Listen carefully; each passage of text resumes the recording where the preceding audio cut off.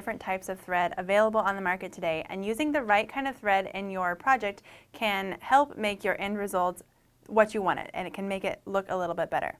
Now, when I first started sewing, I only sewed with one type of thread. It was just the general all-purpose thread that you can get usually even in the checkout lane of many fabric stores, and that's what I used on pretty much everything.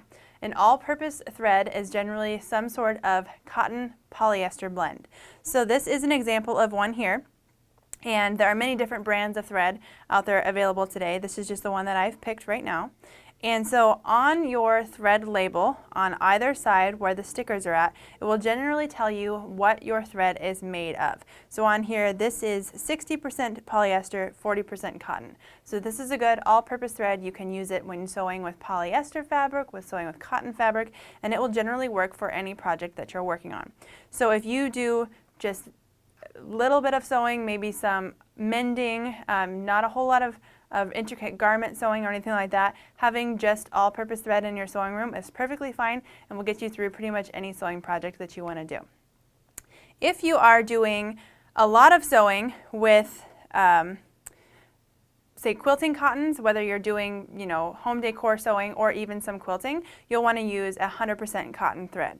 It's always a good idea, if you don't know what kind of thread to use with a certain type of fabric, to match your fabric content with your thread content. So 100% cotton fabric would use 100% cotton thread. There are many different weights of cotton thread available.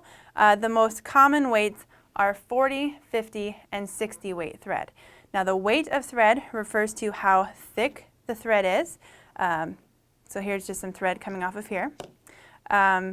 Again, on the labels on the bottom of your thread, it should tell you whether it's 40, 50, or 60 weight. The smaller the number, the larger the thread. So it's a little bit backwards when you're thinking about it, but that is in terms of thread weight. Now there are some thread manufacturers, I stuck my little sticker down in here, that rather than using weight, they use what's called TEX. So it's just T-E-X. So if you see on the bottom of your thread spool, it has a WT, that stands for weight, or it has a TEX, that's a tex size.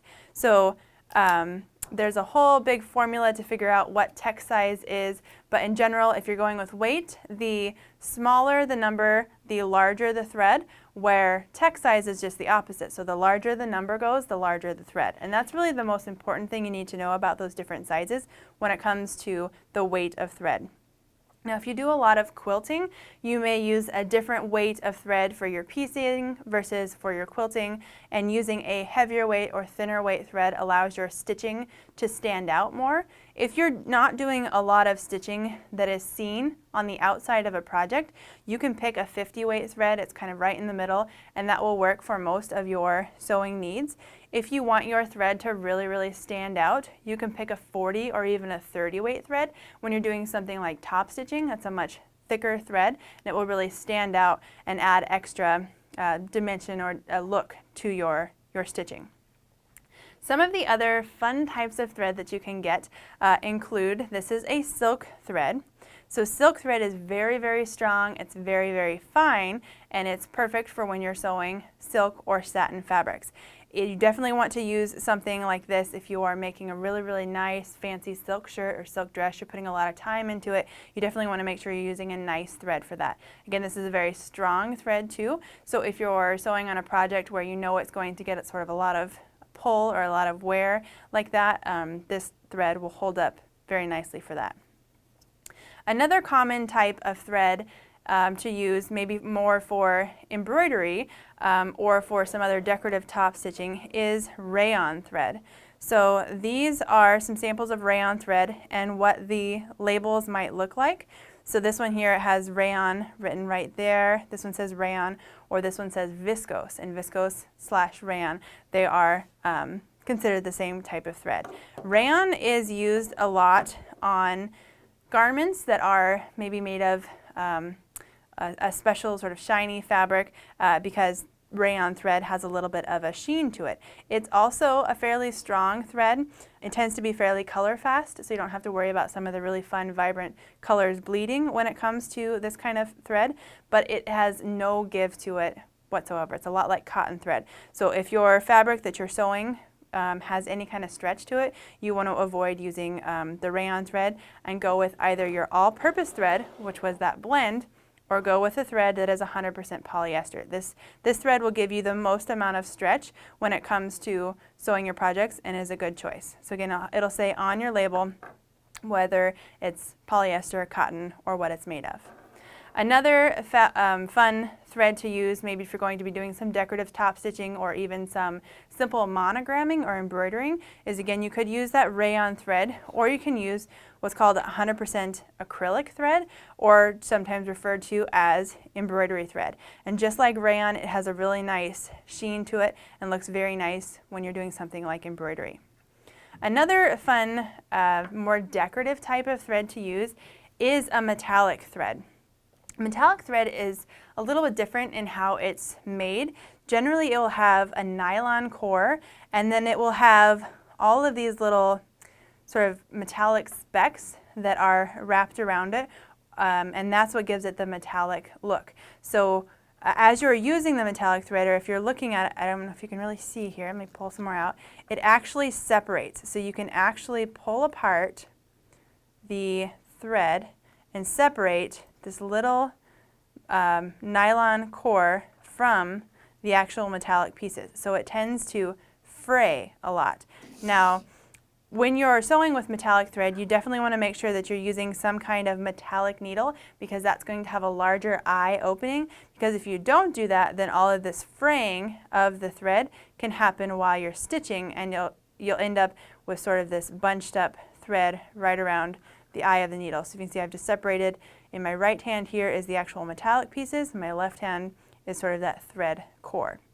But if you're using the proper needle when sewing with metallic thread, it's definitely a fun way to add some extra shine and sparkle to your projects.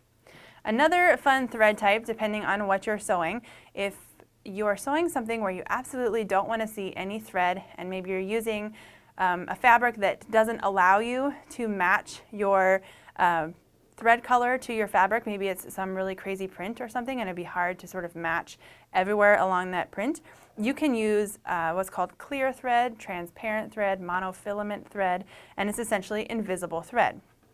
There have actually been quite a few advancements in clear thread over the years.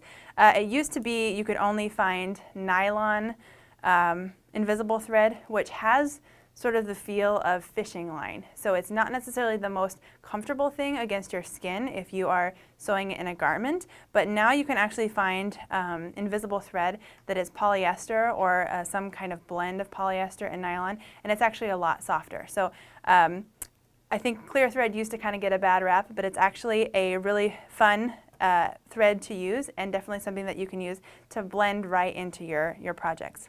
And now there are many, many different types of thread out there in terms of polyester, cotton, rayon, all of that. And so that was sort of a brief overview of the different types of thread.